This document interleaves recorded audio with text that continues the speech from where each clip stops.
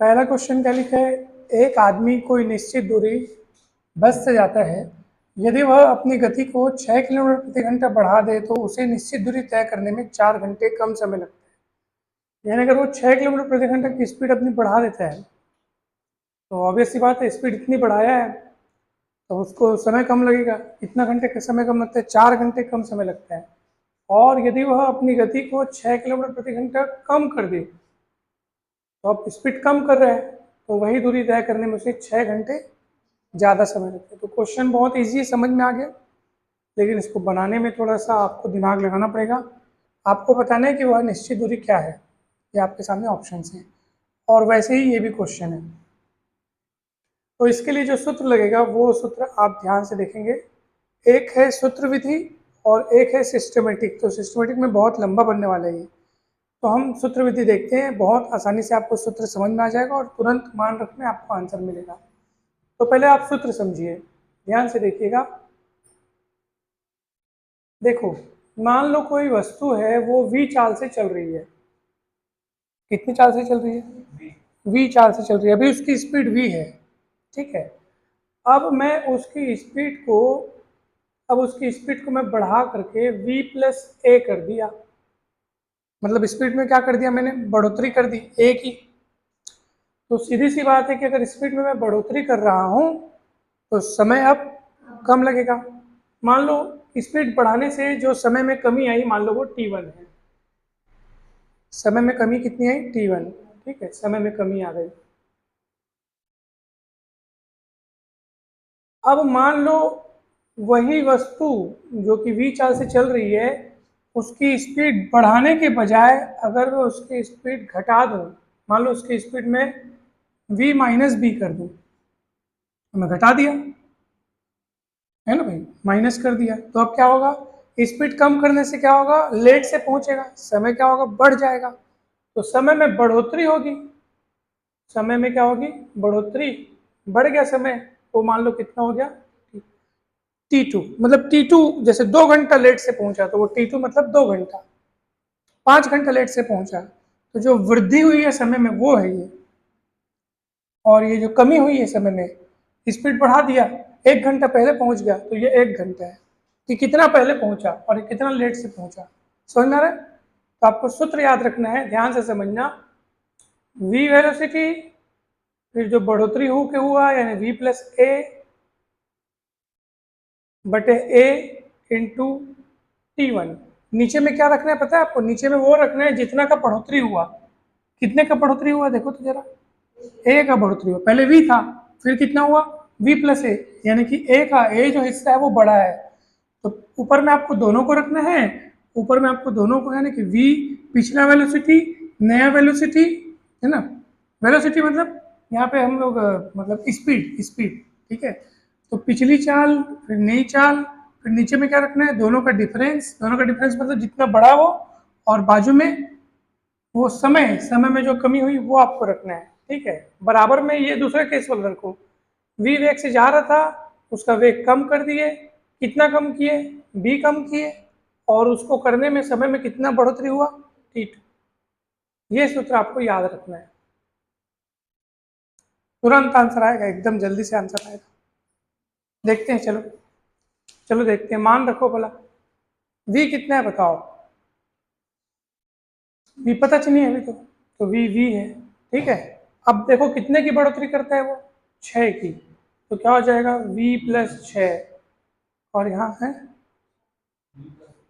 हाँ v plus 6, और नीचे में 6। और ऐसा करने से उसको कितना समय कम लगता है? 4 घंटे। तो t1 का मान हो जाएगा 4, ठीक है ना भाई। बराबर में देखो क्या होगा? v माइनस b कितना उसका मतलब स्पीड कितना कम किया उसने? 6 किलोमीटर अगर प्रति घंटा कम कर देता है, b का मान आ जाएगा 6, और उसको अब कितना समय ज़्यादा लगता है? 6 घंटे ज़्यादा लगता है। तो ये 6। a क्या है? बढ़ोतरी, स्पीड, मतलब जो उसकी चाल में जो बढ़ा हुआ चाल है वो है। और b क्या है? चाल में जितना कमी हुआ है वो है। तो आपको पिछला नया दोनों पक्षों में वही लिखना है, पिछला नया, पिछला नया। ये बढ़ा हुआ, ये घटा हुआ, फिर जितना बढ़ा जितना घटा और उसका समय समय लिखना है। बहुत सरल सूत्र है, ठीक है। चलो अब देखो कैसे सॉल्व होगा ये दोनों ओर से मैं 6 काट देता हूँ, दोनों ओर से 6 कट गया। अब वी कट गया दोनों ओर से, क्या बचेगा बताओ भला। ये हो जाएगा 4v, 6×4 = 24, 6v, 6×6 = 36, ठीक है। 4v को इधर लाओ, 36 को उधर ले जाओ,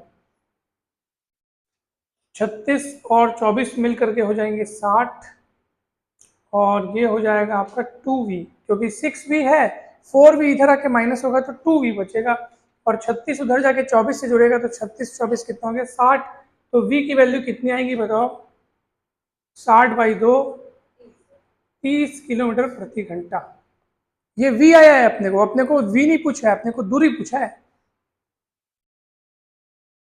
क्या पूछा है अपने को, दूरी पूछा है। अब दूरी निकालेंगे तो बस सबसे पहले ये समझ में आया कि नहीं, सूत्र समझ में आया नहीं भाई। ये सूत्र की मदद से आपको वो जो स्पीड है, जो वेग सॉरी क्या है, चाल है, वो आपको पता करना है, ठीक है।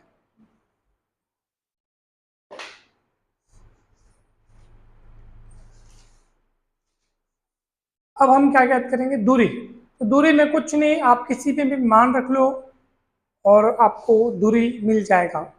आप चाहो तो इस पे मान रख लो v और t का, ये जो एक्चुअली है ना, ये दूरी है, ये दोनों दूरियों को बराबर रखा है, क्योंकि दूरी वही है, निश्चित दूरी है, दूरी तो वही है, ठीक है।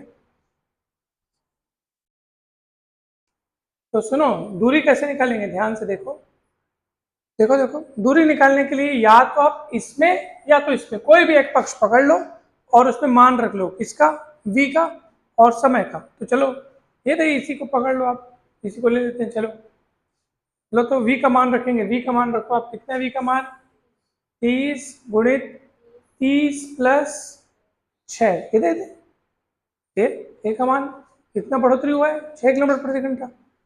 तो 30 + 30 धन 6 यानी 36/6 गुणा T1, कितना घंटा लेट हो गया वो, सॉरी 4 घंटे कम समय लगता है तो 4 ही। अब सॉल्व कर लो इसको, 6 × 6 = 36, 6 × 24, 24 × 3 = 72, आंसर आ गया आपका। नहीं समझ में, सरल है कठिन है, ये सूत्र सरल है कठिन है। अब सुनो मैं मस्त वाली बात बता रहा हूँ, इस सूत्र में यानी कि जो आपने अभी समझा, इस सवाल में 4 कैटेगरीज हो सकती है। देखो, गति बढ़ा रहा है तो समय कम लगता है, और गति कम कर रहा है तो समय ज़्यादा लगता है। आपको दोनों कंडीशन में ऐसा दे सकता था कि गति इतना बढ़ाया तो समय इतना कम लगाया, और गति और बढ़ाया तो समय और कम लगेगा। मतलब कुल मिला के इतना ध्यान रखो आप कि अगर गति बढ़ रही है तो यहाँ प्लस करना, जैसे मैंने v + a क्यों किया, क्योंकि गति बढ़ रही है। देखो बोल रहे हैं ना, अपनी गति मतलब चाल अगर बढ़ा दे रहा है तो समय कम लगेगा, हमेशा याद रखना, जब जब चाल बढ़ेगी तब तब समय कम लगेगा, चाल घटेगी समय ज़्यादा लगेगा। तो सुनो ना, अब इसमें क्या बोल रहा है, गति बढ़ा दे तो मैंने प्लस किया, अगर उसने बोला होता ना गति कम करे तो मैंने यहाँ माइनस करता। सेकंड केस में क्या बोल रहे हैं, गति उसने क्या कर दी, कम कर दी, इसमें मानो कुछ नहीं, क्योंकि दोनों पक्ष बराबर दिख रहे हैं ना, क्या माइनस में। भाई v का मान रखोगे 30, b का मान रखोगे कितना कितना, b का मान 6 रखोगे तो 30 - 6 = 24 नहीं होगा। मान रख के देख लो, आंसर आ जाएगा। ये देखो मैं रख के बता रहा हूँ, पहले मैं जो समझा रहा था उसको पहले समझो, मैं लिंक टूट गया। देखो मैं क्या बोल रहा था कि अगर गति में वृद्धि हो रही है तो प्लस है, ठीक है, और जैसे यहाँ कमी हो रही है तो क्या हुआ, भाई अगर यहाँ भी बोल रहा होता कि गति और वृद्धि कर रहे हैं, इतनी वृद्धि, तो यहाँ भी क्या होता, प्लस होता। क्वेश्चन के हिसाब से, जैसे अगले क्वेश्चन में देखो, इसमें एक बार बढ़ाया एक बार घटाया था पहले क्वेश्चन, दूसरे क्वेश्चन को ध्यान से देखो, दोनों बार बढ़ाया है उसने। क्या बोल रहा है, गति अगर इतनी बढ़ा दे तो दूरी तय करने में 3 घंटा कम समय लगता है, और गति को 10 किलोमीटर प्रति घंटा और बढ़ा दे। और बढ़ाने का मतलब क्या होता है पता है, और बढ़ाने का मतलब होता है कि जितनी पहले बढ़ाया है ना उससे और बढ़ा दे 20, पहले 20 बढ़ा दिया उसने, अब 10 और बढ़ा दिया, मतलब टोटल कितनी बढ़ गई, 30 बढ़ गई। तो ऑब्वियस सी बात है, पहले 3 घंटा कम लगता था, अब 1 घंटा और कम लगता है, यानी कि टोटल कितने घंटे कम लगते हैं? 4 घंटे कम लगते हैं। इधर ध्यान दो, इधर क्या बोल रहा है?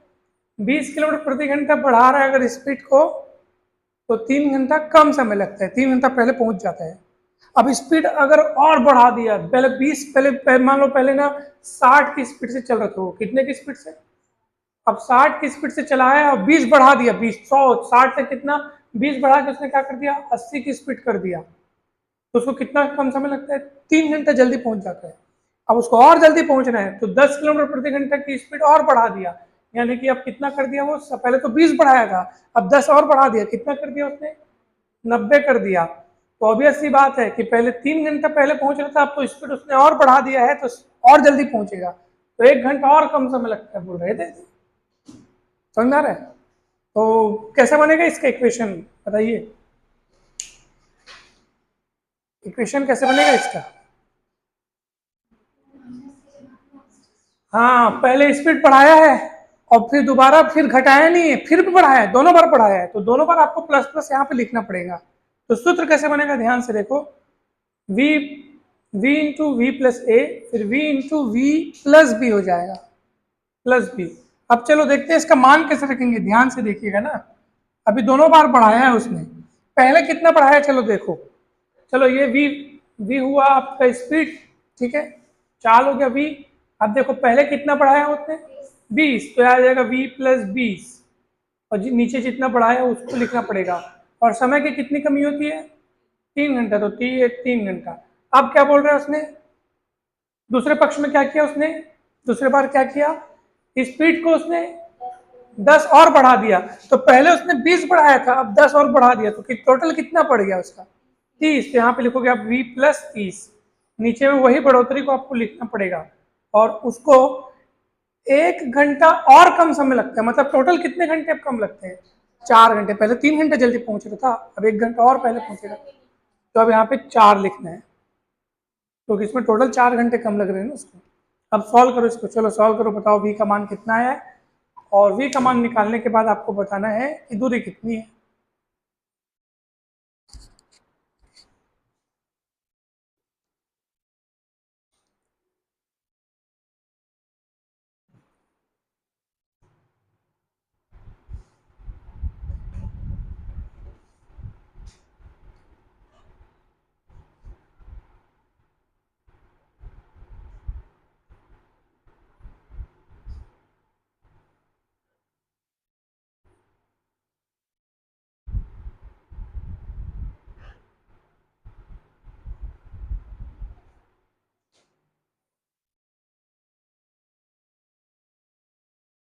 v भी बताइए और दूरी भी बताइए।